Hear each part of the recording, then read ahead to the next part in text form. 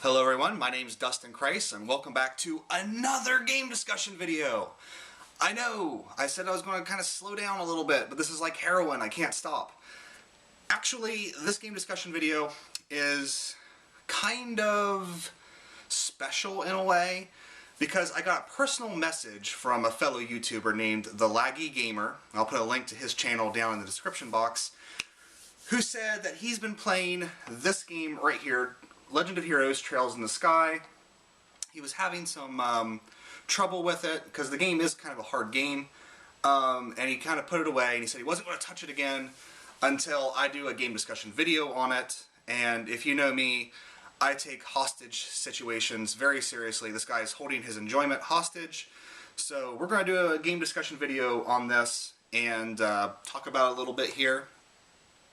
Because on the one hand, I want to do this because, I want to make sure he does play this game because it's fan-fucking-tastic.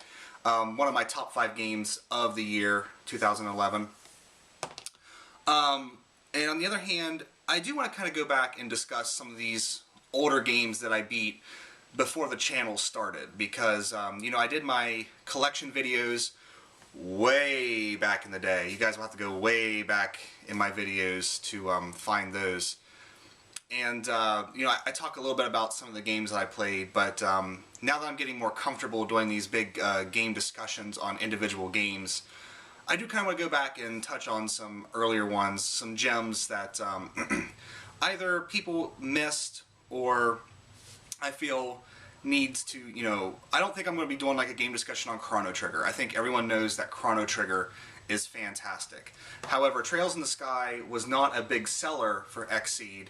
And because it wasn't such a huge seller, Xseed's kind of taken their time doing second chapter. They have a very small team working on it because they can't really justify to their shareholders and money backers, putting the full effort into a sequel to this game when this game didn't even really sell very well. So that's sort of the situation we're in now. But I kind of also want to go back and talk about games like Arc Rise Fantasia and maybe Sin and Punishment. Some games that, while certain people know about these games, they weren't big, huge seller. Enslaved. I really want to do a game discussion on Enslaved. That is a game, guys, that is cheap. Go out and buy it, play it. It's fantastic. But anyway, we're not talking about those games right now. We're talking about Trails in the Sky, Legend of Heroes series, and there was some Legend of Heroes games released on the PSP before this, which I have all 3 of those, haven't played them yet, but don't let those games, because those games kind of got average to, kind of average reviews, don't let those games sour you on this one. This one, because those games actually weren't made by Falcom. And I should point that out. This is a Nihon Falcom game, makers of Ys, and it's also brought over here by Xseed, who, in my opinion, have not released a bad game yet over here. Don't let those early games mar your opinion of this game, because this was made from the ground up by Falcom and is amazing. So, I did pick up the premium edition. I keep it just in its normal case on the shelf because of space issues. But anytime, guys, I'm telling you, anytime Xseed or Falcom, if you see Falcom on the box, you know you're getting a good game. Much like back in the day, how when you saw Squaresoft or Enix on a box, you knew you were getting something special. That doesn't really apply nowadays, but in a lot of ways, Falcom and Xseed have become sort of the Squaresoft and Enix and working designs of their day. Anytime you buy an Xseed game, you know you're either getting something interesting or fantastic. So my plea to you is to buy anything that Xseed releases, so they get money and they keep bringing out these great games. But anytime you see a Xseed collector's edition, premium edition, whatever they want to call it, buy that version, because they do excellent premium editions. For my taste, I guess. We kind of got these box sets like the Skyrim set and what's another big one? The Halo Reach set. In a lot of ways, those go way over the top and have a lot more in it than I want. Like, I don't want a big PVC statue of a dragon. I have nowhere to put it. There's nothing you can really do with it, so I can't justify that purchase. But however, with these premium sets by Xseed, they give me what I want. And what I really want is a soundtrack to the music. And the music in this, which I'll get to later, is fantastic, and I guarantee you'll be listening to the soundtrack if you purchase this. The other thing you get in here is you get a little metal replica of the bracer emblem, which is kind of cool. You know, not a big, huge thing. There's a double-sided poster in there as well. But this is the kind of stuff that I want. Video game companies, take notice. I don't want a huge statue. I have no need for a huge statue. I want these little things. These little things are what make it cool. Anyway, let's get into talking about this game. And we're going to start right off the bat with probably the game's biggest draw or biggest setback, depending on how you want to look at it. This is a very story-heavy game. So we're going to talk about this story. And it involves two characters, Estelle Bright and her adopted brother, Joshua Bright. And through the course of the game, well, let me rephrase that. The game starts off kind of under mysterious circumstances. Joshua comes into the Bright family under very mysterious circumstances, and it's not until you move through the entire game that you sort of get a glimpse at what's really going on. So with a character like Estelle, who Estelle is the last name is very indicative of her character. She's very bright, very bubbly. You know, the game's story is actually a lot different than most modern day RPGs in that I feel like a lot of times when these people make modern day RPGs, they have to have these like huge, earth-shattering, you know, dark storylines. This is really a throwback to sort of old school gaming where RPG stories were kind of light and fun, and then every now and then they'll take a dramatic and dark turn. So you move with these two characters through their journeys of becoming full members of the Bracers Guild, which is sort of like a bounty hunter, you know, quest taking, help people out type thing. And through the course of this journey, you meet a lot of interesting characters, and probably one of my favorite characters of all time, which is Oliver. And they're, you know, just to tell you how great the story gets, few games make me laugh out loud. But anytime Oliver was talking, I was laughing. This guy is hilarious. And, you know, it's kind of a juvenile kind of play on, it's kind of a juvenile play on, like, homosexuality and, you know, things like that. Like, he acts like he has a huge crush on Joshua because there was a misunderstanding, and Joshua kind of gets embarrassed by it, and then Oliver just kind of keeps the joke going. But it never, like, degrades into, like, bashing or anything like that. It's just kind of fun, you know, just a guy kind of, you know, poking fun when he can. But anyway, the characters, you know, the storyline is very kind of light and charming, and the characters are also in that vein. But every now and then, you know, sort of the mechanizations that are going on behind the scenes come in, and you get that tinge of darkness in the storyline. And I think this is a great way to do a story, because you know, the characters are charming, and you really sort of root for them. You know, like when I was playing Final Fantasy 13, I know I keep hitting on that game because, you know, 13.2 is coming out, but there was no character there for me to really root for. I mean, I liked Lightning, but there was no charm to those characters. Whereas games like Lunar and Grandia, like, you know, with Grandia, you really kind of root for Justin and, you know, Fina and Sue, because they're charming characters. So Trails in the Sky kind of has that vibe to it, where, you know, the characters are silly and they have silly moments, but they get serious when, you know, the time is right. So it's not a, you know, a drab affair the entire time where you're slogging through this, you know, everything's weighty, and, you know, there's a lot of fun to be had in this storyline. But yeah, I'm not going to talk too much about the specifics of it, other than to say that if you stick with this game and make it to the end of the storyline, you are going to be rabid for the next installment.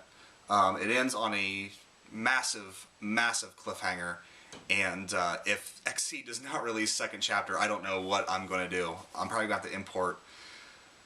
Well, that wouldn't even really work because it's all going to be in Japanese. But anyway, so go out and buy a bunch of Xseed games. Go on their Facebook, request the game. You know, type on their Facebook page there that you really want the second chapter to come out, and hopefully we can sort of Operation Rainfall it into existence.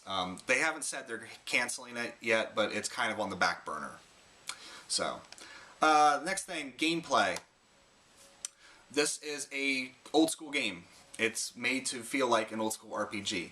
There is no overworld per se, like, you know, like in Dragon Quest, you're on an overworld and you enter a tile and you go into the town. Everything's connected, and you just move from town to town through these large, expansive fields. And you can see all the enemies on the screen, so it has that kind of vibe to it. I will say this about the gameplay. The battle system.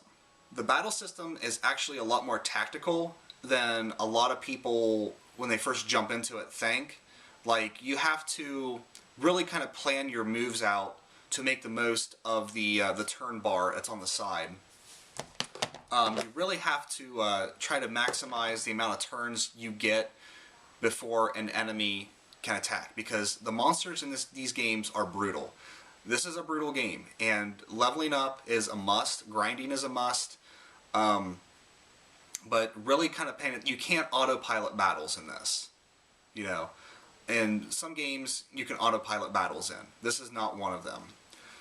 You kind of have to think your way through it and kind of recognize weaknesses and things like that, and stock up on items when you can. But yeah, the battle system is your traditional sort of turn-based thing, but it's more of a turn-based, like maybe Final Fantasy, no, not Final Fantasy X. More like Grandia in a way, where enemies and your attacks are interspersed between each other. So it's not like Dragon Quest where you select all your actions at the beginning of the battle, and then they do them, and then the enemy goes, and then, you know, it's not turn-based like that, but each enemy has their own sort of not time limit, but recovery time for their actions. So that is a big thing, guys, though. You really have to pay attention to the battles, and you're gonna get beat up quite a bit, because it is, I mean, it kind of lulls you into this false insecurity with its graphics and its story, and then when you get into the battles, you're like, oh shit, this is for real. But if you stick with it, you'll definitely kind of get no, I couldn't say that word. You'll get the gist of the battle system, and everything will make sense, and you'll start to breeze through battles by the end of the game. Well, not really breeze through them, but you'll be able to deal with them better. The graphics. Let's talk about the graphics here. The graphics are based on the Arc of Nepishtim engine from Ys 6, but on the PSP they look a bit better than the PS2 version. This was originally a game put out on the PC in Japan, and when they brought it over to the PSP, they added, you know, a little bit of voice acting. Just during the battles, you get grunts and things like that. Nothing like, they don't talk in this game. It's all text based. But and they removed some frames of animation. But honestly, I didn't notice like any hiccups in the frames of animation. But the graphics are very charming, and actually, this is the style that I really like. I really enjoy the PSP because I feel like I'm getting 2D Super Nintendo, PlayStation 1 era, you know, 2D RPGs, just in a higher resolution and with better colors and better graphics. That's where my heart and soul is on graphics, is sort of that, you know, Super Nintendo, PlayStation 1 era, and the PSP really brings a lot of those types of games to, you know, to the system, to the gaming community. So, if you like 2D RPGs, then this is a gorgeous game to have. There's some anime cutscene things in the beginning, but I can't remember I don't think they intersperse them in the game. It's all in-game graphics while you're playing with the storyline. Other than that, the graphics are very good, but if you've played Ys Arc of Nepishtim or Oath and Felghana, also uses the same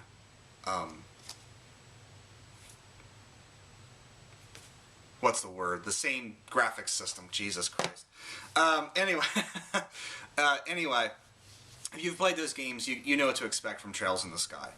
The music, like I said, pick up the premium edition of this game to get that CD soundtrack, because the battle music is just insane. Like that track, it's very kind of jazzy, and when you think of RPG battle music, you usually think of something, epic and action-packed and dark, and this is just kind of a breezy, jazz-inspired track. It's very nice, and I find myself, when I listen to these Xseed soundtracks, there's always a couple songs that I always play through a couple times. Like with this one, I always play through the battle music at least 3 times.